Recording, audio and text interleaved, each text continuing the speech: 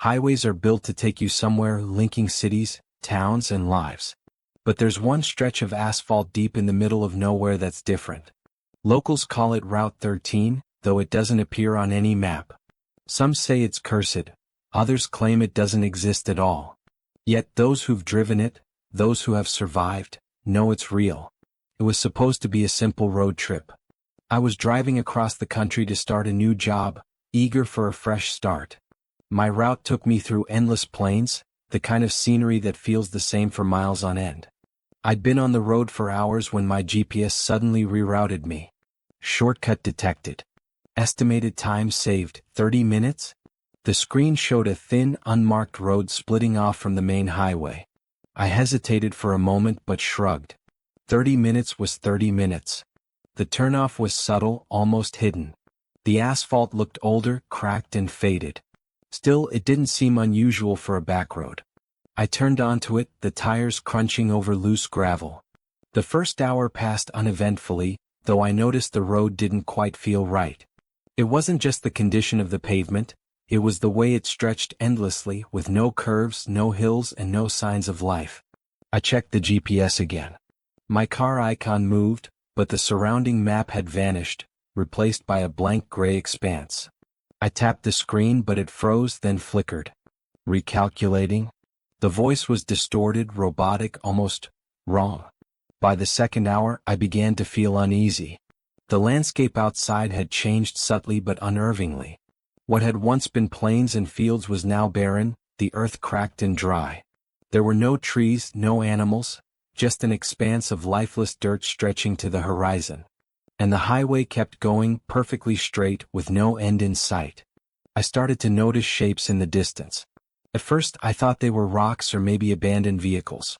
But as I got closer they didn't make sense. They looked like figures. I slowed the car, my headlights catching their forms. They stood by the roadside, unmoving, their faces obscured by shadow. My pulse quickened. As I passed I realized they weren't people at all. They were statues.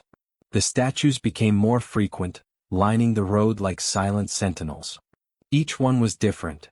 A man holding his head in his hands, a woman reaching out, a child frozen mid-run. Their faces were twisted, contorted in expressions of fear and anguish. I kept driving, my hands gripping the wheel tighter with each passing mile. The air in the car felt heavier, colder. The GPS had given up entirely, its screen black. Then the static started. It came from the radio, though I hadn't turned it on. The sound crackled and hissed, punctuated by faint whispers. I tried to turn it off but the knob wouldn't budge. The whispers grew louder, forming words I couldn't understand. They sounded guttural, ancient. A chill ran down my spine as the dashboard lights began to flicker. And then I saw it. In the distance, illuminated by my high beams, was a figure standing in the middle of the road. Unlike the statues, it moved. I slammed on the brakes, the car screeching to a halt. The figure didn't flinch. It was tall, unnaturally so, its limbs elongated and its head tilted at an impossible angle. For a moment we just stared at each other. Then it started walking toward me. Panic set in. I threw the car into reverse, the tires spinning on the cracked asphalt. But when I looked in the rearview mirror, the road behind me was gone. Instead there was only darkness, an impenetrable void that swallowed everything. I had no choice but to go forward. The figure continued to approach, its movements jerky and unnatural. As I inched closer, its features became clearer. Its skin was pale, almost translucent, and its eyes were black voids. And it was smiling. I swerved to avoid it, the car skidding onto the shoulder. When I looked back, it was gone. The statues were everywhere now, their faces more twisted and pained than before. The static in the radio had become deafening, drowning out my thoughts. I turned the wheel wildly, trying to find an exit, but the highway offered no turnoffs, no intersections, just an endless, straight path. The whispers returned, louder this time, and with them came laughter. It was faint at first, then maniacal, echoing inside the car. The laughter stopped abruptly as the car's engine sputtered. The headlights dimmed, then went out entirely, leaving me in total darkness. I tried the ignition but the car was dead. The only sound was my own breathing, rapid and shallow. Then from the shadows I heard footsteps. They were slow, deliberate, drawing closer.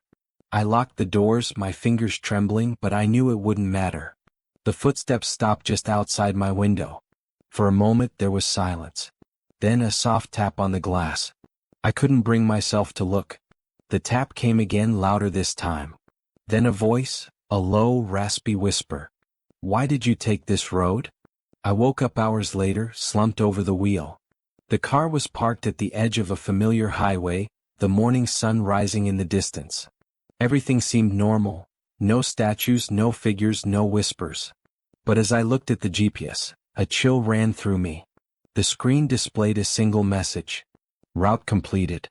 Turn back? I didn't. And I never will.